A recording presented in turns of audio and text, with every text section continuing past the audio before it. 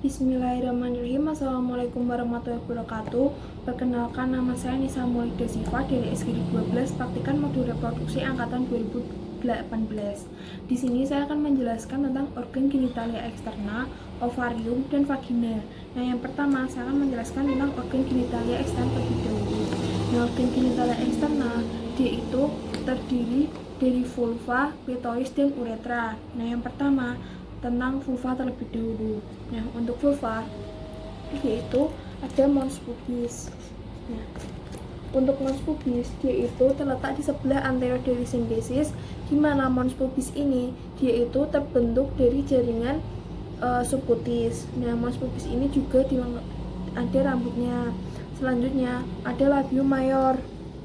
Nah, untuk labium mayor ini, nah dia itu adalah celah yang dibatasi oleh dua labium minor. Ini labium minornya, ini labium mayor.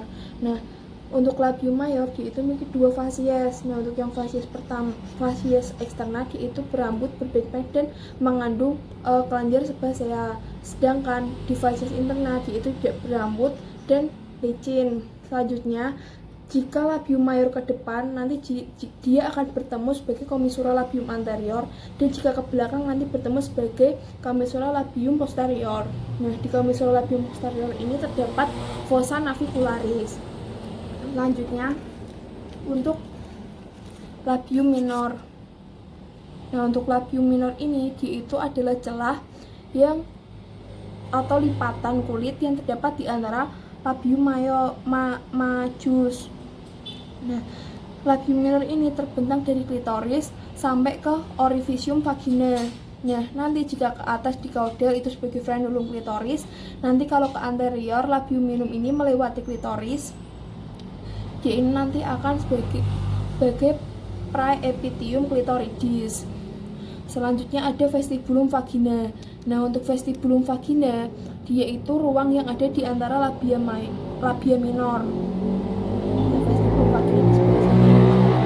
Dia itu ada muaranya, yaitu ada muara dari ostium uretra externum, ostium vaginae, muara ductus glandula vestibularis mayor dan minor, dan juga muara dari glandula praerectoralis.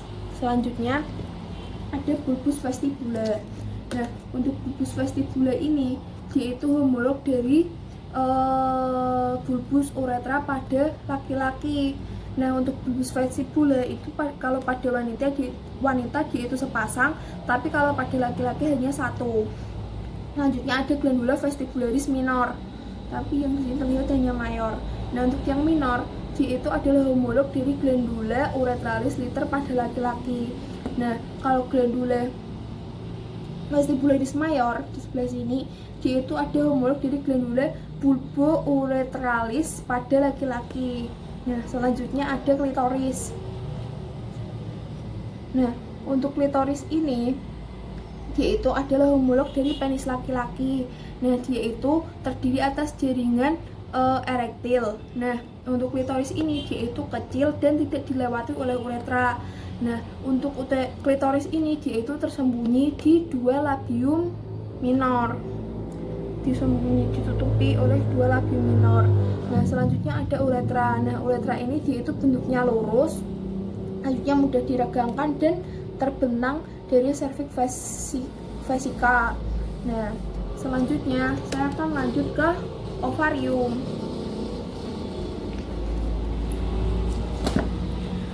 Untuk ovarium adalah alat reproduksi yang menghasilkan ovum. Nah, ovarium ini juga mengeluarkan hormon, yaitu ada hormon estrogen, progesteron, dan relaksin. Nah, untuk ovarium ini dia itu terletak pada fasa ovarika di dinding lateral pelvis di dorsal ligamentum latum. Nah, batas dorsalnya ini ada ureter dan arteri hipogastrika. Di ventralnya ada arteri umbilicalis. Nah, untuk ovarium ini dia itu terletak setinggi sias atau spina iliaca anterior superior dan sedikit dilateral dari linea lateralis. Untuk ovarium dia itu memiliki dua fasies medialis sama fasies lateralis. Nah, untuk fasies medialisnya itu dia itu diliputi oleh tuba uterin dan beberapa bagian menghadap lengkung ileum. Nah, kalau yang di fasies lateralis, dia itu menempel pada peritoneum yang menutupi fossa ovalis. Nah, peritoneum ini nanti dipisahkan oleh jaringan ikat ekstraperitoneal dari arteri atau vena obturatorius dan nervus obturatorius. Terus untuk ovarium dia itu memiliki dua margo. Nah, margo yang pertama itu ada margo anterior atau margo mesovaricus. Sebelah sini, sekitar sini. Lalu untuk margo anterior dia itu dilekati mesovarium dan menghadap ke arteri umbilicalis. Di sini ada pintu masuk dari pembuluh darah, limfer dan juga saraf yang disebut dengan hilus ovaricus. Selanjutnya ada margo posterior atau liber. Nah, dia itu ditempati oleh tuba uterin. Terus dia itu dan sebagian dilekati oleh ligamentum suspensorium ovarii. Lalu untuk ovarium dia itu memiliki dua ekstremitas, yaitu ekstremitas tubaria et uterina. Nah, untuk penggantung dari ovarium. Nah, yang pertama ada mesovarium. Nah, mesovarium dia itu duplicatus mesenterium yang meluas dari lembar dorsal ligamentum latum. Dan nanti dia itu ke margo mesovaricus. Selanjutnya ada ligamentum suspensorium ovarii. Nah, ligamentum suspensorium ovarii ini dia itu adalah pemadatan dari jaringan ekstraperitoneal. Nah, dia itu terbentang dari ekstremitas tubaria. Lalu dia itu ke kranial menyilang pada fasa iliaca eksterna dan menghilang dalam jaringan ikat yang menutupi musculus psoas major. Selanjutnya, di dalam ligamentum suspensorum ovarii ini terdapat fasa ovarica, lalu ada plexus nervus ovaricus dan juga fasa limpatica. Nah, selanjutnya ada ligamentum ovarii. Ligamentum ovarii propium ini dia itu pemadatan dari jaringan ikat ekstraperitoneal. Nah, dia itu terbentang dari ekstremitas uterina, lalu ke corpus uteri di sebelah dorsocaudalnya, tempat masuknya dari tuba uterina pada uterus. Nah, ovarium kan memiliki penggantung, jadi dia itu letaknya tidak tetap. Lalu lanjut ke arteri pada ovarium. Nah, yang pertama ada arteri ovarica. Arteri ovarica ini yaitu nanti dari pars abdominalis aorta lalu berjalan ke kaudal, menyusuri dinding abdomen dorsal, lalu di tepi pelvis anteria ovarica ini menyilang pembuluh iliaca eksterna dan memasuki dari ligamentum suspensorium ovarii. Nah, arteri ovarica ini nanti dia itu melepaskan cabang-cabang ke ovarium lewat mesovarium. Nah, lalu ke medial dalam ligamentum uteri untuk tuba uterina dan uterus. Selanjutnya untuk penyaluran balik darah. Nah, untuk penyaluran balik darah itu dia itu ada vena ovarica di sini. Nah, untuk vena ovarica ini dia itu meninggalkan ovarium dan membentuk plexus venosus pempiniformis yang kayak pohon anggur dalam ligamentum latum di dalam sini. Selanjutnya ada untuk vena ovarica itu dia itu berasal dari plexus venosus pempiniformis dan meninggalkan pelvis minor dan arteri ovarica. Nah, untuk pembuluh limfanya dia itu ikut pembuluh ovarica dan bergabung. Lalu untuk inervasi dari ovarium, untuk parasimpatisnya dari nervus vagus, selanjutnya untuk ada juga saraf-saraf dari plexus ovaricus. Nah, selanjutnya adalah vagina.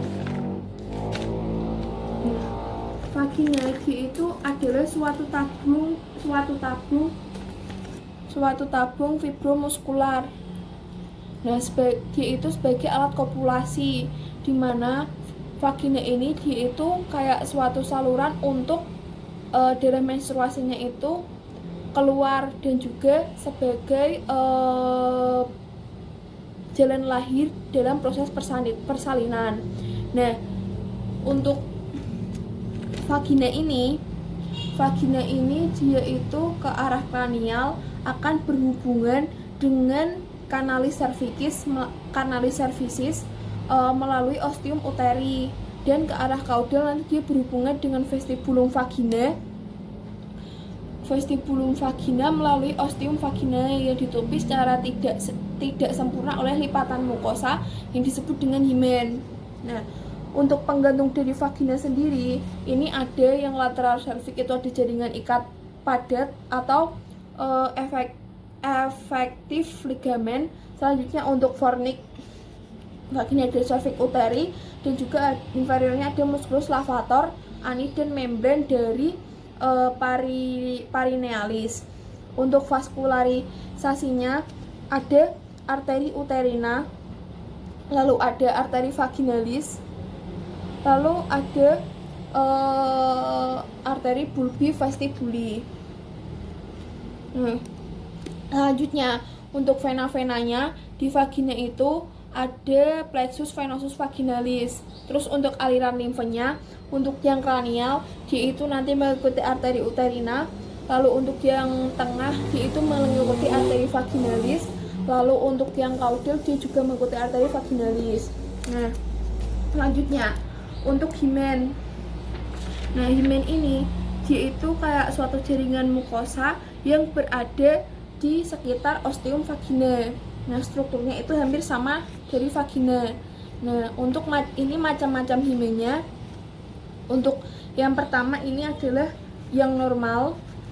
Lalu yang B ini adalah himen yang imperforata. Lalu untuk yang C ini yaitu himen mikroperforata. Ini ada titiknya.